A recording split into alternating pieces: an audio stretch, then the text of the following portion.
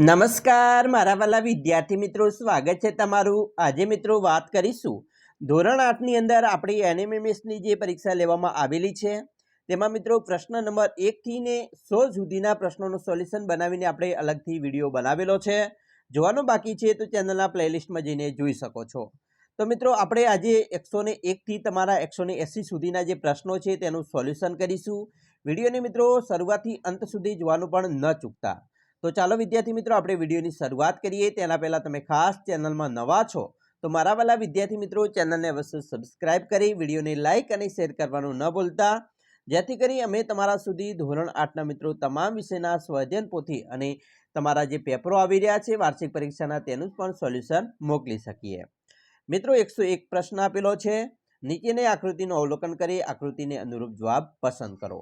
અહીંયા તમે જોઈ શકો છો મિત્રો, તમારી જે આકૃતિ છે તે 2 ગુણ્યા 1 ચતુર્થાંશ એનું આકૃતિ બને છે તે તમે જોઈ શકો છો। અહીં 1 2 3 અને 4 1 ચતુર્થાંશ અને આ પણ 1 ચતુર્થાંશ છે।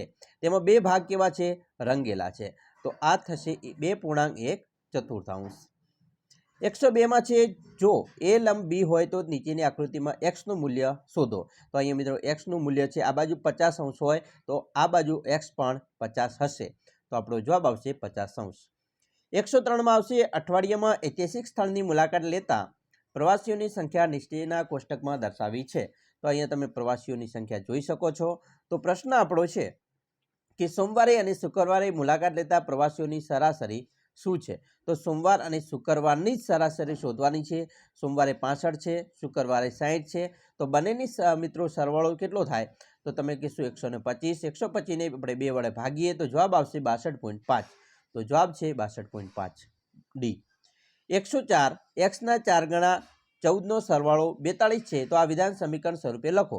તો મિત્રો અહીંયા થશે 4x + 14 = 42। 105 માં આવે 21 સેમી ત્રિજ્યાવાળી વર્તુળાકાર તકતીનો પરિઘ કેટલો થાય? તો x = π/7 લેવાના છે, તો એનું મિત્રો થશે જવાબ 132 સેન્ટીમીટર। 106 એક કાર 1 લીટર પેટ્રોલ વડે 18 કિલોમીટર અંતર કાપે છે, તો તે કાર 3.2 લીટર પેટ્રોલ વડે કેટલું અંતર કાપશે? તો અહીંયા મિત્રો 18 × 3 કરવાના છે એટલે 66। 18 × 3 કરીશું અને પછી 2/3 છે એનો ભાગનો આપણે અલગ કાઢીએ તો મિત્રો જવાબ આવશે 66 કિલોમીટર। 107 અહીંયા મિત્રો આ માહિતીનો મધ્યસ્થ શોધવાનો છે। આ માહિતીનો જે મધ્યસ્થ છે તે થશે 14। એના પછી 108 માં જોઈશું આપેલી આકૃતિમાં બાહ્ય યુગ્મ કોણોની જોડ કઈ છે? તો બાહ્ય યુગ્મ કોણની જોડ બને છે ખૂણો A, ખૂણો B, ખૂણો અને ખૂણો G, ખૂણો H। 108 માં આવશે એક ઝાડની ઊંચાઈ 18 મીટર છે, તે 5 મીટરની ઊંચાઈ તૂટીને જમીન પર પડે છે, તો ઝાડના થડથી તૂટેલા છેડા કેટલા અંતર પર હશે? તો અહીંયા મિત્રો આપણો જવાબ આવશે C 13 મીટર। 110 માં છે કિંમત શોધવાની છે -9/13 વત્તા ભાગ્યા -7/11, તો જવાબ આવે છે તે છે 99/91। 111 માં આવશે વર્ગખંડમાં એક ચોરસ અને એક લંબચોરસ કાળું પાટિયું છે, બંનેના ક્ષેત્રફળ સરખા છે। જો ચોરસ કાળા પાટિયાની બાજુનું માપ 60 સેન્ટીમીટર હોય અને લંબચોરસ કાળા પાટિયાની લંબાઈ મિત્રો 90 સેન્ટીમીટર હોય તો લંબચોરસ કાળા પાટિયાની પહોળાઈ કેટલી થાય? તો આનો મિત્રો જવાબ શોધીએ તો જવાબ આવે છે એ 40 સેન્ટીમીટર। 112 માં 5 સેન્ટીમીટર ત્રિજ્યા ધરાવતા અર્ધવર્તુળની વ્યાસ સહિત પરિમિતિ શોધો। પાઈ બરાબર 3.14 મૂલ્ય લઈએ તો જવાબ આવે છે 15.7 સેમી। 113 માં ઉકેલ શોધવાનો છે। તેમાં મિત્રો છે 4x - 3 (x - 5 કૌંસ પૂરો બરાબર 3 2x - 2 બરાબર મિત્રો અહીંયા કૌંસ પૂરો, તો જવાબ મિત્રો શું આવશે? આનો જવાબ તમારે કોમેન્ટ બોક્સમાં મિત્રો જણાવવાનો છે। 114ની અંદર જોઈએ તો એક શાળાના ધોરણ 10ના વિદ્યાર્થીઓ સાથે મળીને ₹2601 વાવાઝોડા અસરગ્રસ્ત માટે મુખ્યમંત્રી રાહત ફંડમાં દાન આપે છે। વર્ગમાં જેટલી સંખ્યા છે તેટલા રૂપિયા પ્રત્યેક વિદ્યાર્થીને ફાળો લખાવ્યો છે, તો વર્ગમાં કેટલા વિદ્યાર્થીઓ હશે? તો અહીંયા મિત્રો વિદ્યાર્થીઓ આપણા હશે 51। 115 માં છે 10 છોકરીઓની ઊંચાઈ સેન્ટીમીટરમાં નીચે પ્રમાણે છે, આ માહિતીનો વિસ્તાર કેટલો છે? તો અહીંયા મિત્રો વિસ્તાર આપણે શોધીએ તો જવાબ આવશે 23। એના પછી 116 એક રેડિયો રિપેરિંગની દુકાનમાં 32 રેડિયોમાંથી 8 રેડિયો ખરાબ છે, તો કેટલા ટકા રેડિયો ખરાબ છે? તો અહીંયા મિત્રો જવાબ આવશે 25% રેડિયો ખરાબ છે. 117માં આવશે નીચેનામાંથી ક્યાંક અને રૈખિક સમમિતિ અને પરિભ્રમણીય સમિતિ બંને સમિતિ છે? તો જવાબ આવશે એચ. 118ની અંદર મિત્રો જોઈશું અહીં આકૃતિ છે, તેની કેટલી ધાર, ફલક અને શિરોબિંદુ છે? તો 8 ધાર, 10 ફલક અને 9 શિરોબિંદુ છે.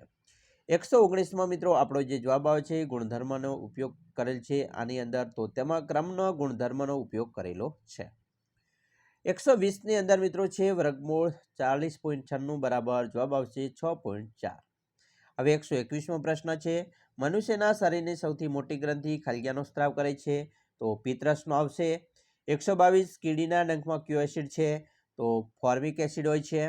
123 ખાલિયા ઓક્સિજનયુક્ત રુધિરને ફેફસામાંથી હૃદય સુધી પહોંચાડે છે? તો ફુફુસીય શિરા. 124 ફ્યુઝ વિદ્યુત પ્રવાહની ખાલિયા અસર પર કાર્ય કરે છે? તો જવાબ આવશે ઉષ્મીય અસર. 125 સુગંધિત દ્રવ્યો પરફ્યુમ્સ બનાવવા માટે ખાલિયાનો ઉપયોગ થાય છે? તો કોલ્ટાનો ઉપયોગ મિત્રો કરવામાં આવે છે. 126 બળતણના દહનથી ઉત્પન્ન થતી ઉષ્મા ઉર્જાના આધારે સાચો ચડતો ક્રમ ગોઠવીએ? તો છાણામાંથી લાકડું, પેટ્રોલ અને હાઇડ્રોજન. 127ની વાત કરીશું, નીચેનામાંથી કોનું જ્વલન બિંદુ સૌથી નીચું છે? તો પાણી ભરેલ કાગળનો કપ. 128 તપેલીમાં રહેલી ચા ઉષ્મા પ્રસરણની કઈ રીતથી ગરમ થાય છે? તો જવાબ આવશે ઉષ્માનયન. 129 નીચેનામાંથી ક્લિનિકલ થર્મોમીટર કયું વિધાન ખોટું છે? તો વિધાન 2 છે એ મિત્રો ખોટું છે. 130 અમિતની મમ્મી તેના સફેદ શર્ટ પર પહેલા હળદરના ડાઘને સાબુના પાણીથી ધોવે છે, તો તે કયા રંગના ધાબા જોવા મળશે? તો હળદરને મિત્રો સફેદ શર્ટ છે, હળદરના ડાઘને આપણે સાબુથી ધોઈએ તો લાલ રંગ જોવા મળે.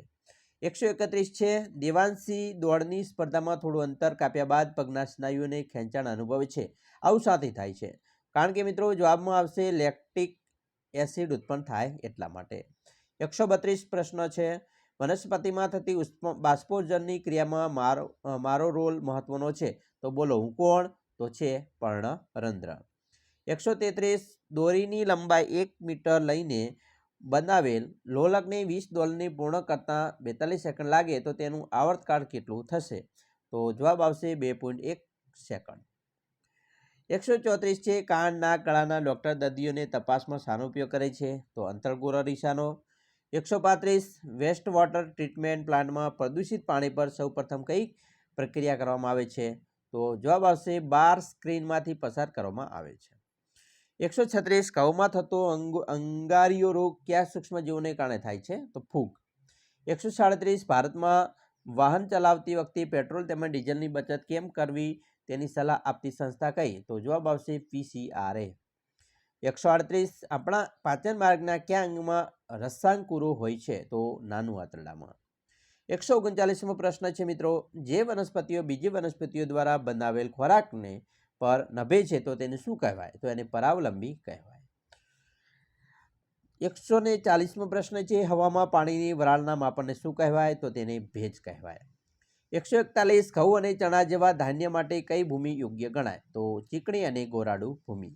142 કયો લેન્સ અને અરીસો હંમેશા ચત્તુ આભાસી અને વસ્તુના પરિમાણ કરતાં નાનું પ્રતિબિંબ રચે છે? જવાબ આવશે અંતર્ગોળ લેન્સ અને બહિર્ગોળ અરીસો.